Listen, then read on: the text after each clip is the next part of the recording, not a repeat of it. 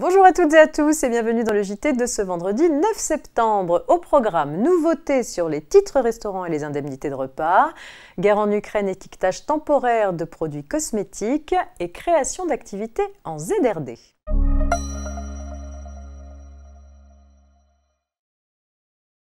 La loi portant mesures d'urgence pour la protection du pouvoir d'achat prévoit qu'à titre dérogatoire et jusqu'au 31 décembre 2023, les titres restaurants peuvent être utilisés pour acquitter en tout ou en partie le prix de tout produit alimentaire, qu'il soit ou non directement consommable, du type riz, pâtes, farine ou œufs. De son côté, la loi de finances rectificative pour 2022 a porté la limite d'exonération de la participation patronale au financement des titres restaurants à 5,92 € pour les titres restaurants émis du 1er septembre 2022 au 31 décembre 2022. Le montant des indemnités forfaitaires repas versées par les employeurs à leurs salariés contraints d'engager des dépenses supplémentaires pour prendre leur repas et exclus de l'assiette des cotisations est aussi augmenté. Le taux de cette revalorisation sera fixé par arrêté, par application d'un coefficient, dans la limite de 4%.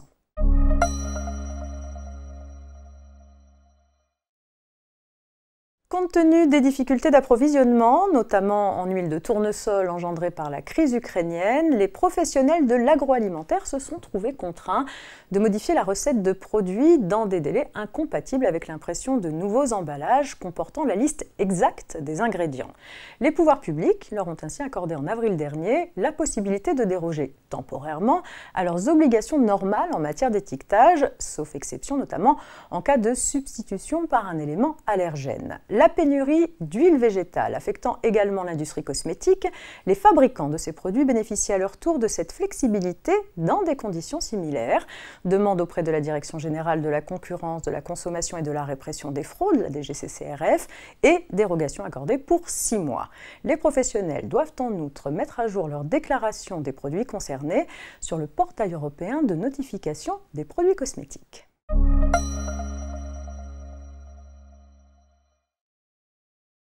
Une exonération d'impôt sur les bénéfices s'applique sous certaines conditions aux activités créées dans une zone de restructuration de la défense dite ZRD.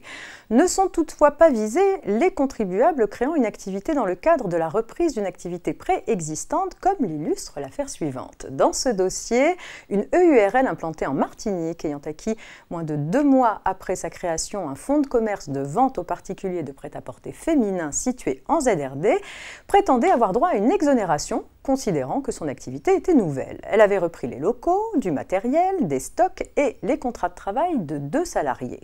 Face au fisc, qui considérait qu'elle ne pouvait bénéficier de cette exonération, elle arguait que son activité de vente de vêtements et accessoires multimarques était différente de celle de son prédécesseur, que ses sources d'approvisionnement étaient diversifiées, qu'elle pratiquait des prix très inférieurs et que les clientèles n'étaient pas strictement identiques. Ces arguments n'ont pas suffi à convaincre les juges qui ont estimé que l'activité n'était pas nouvelle et confirmé le redressement. C'est la fin de cette semaine de JT préparée par la rédaction de la Revue Fiduciaire. Très bon week-end à toutes et à tous et rendez-vous lundi.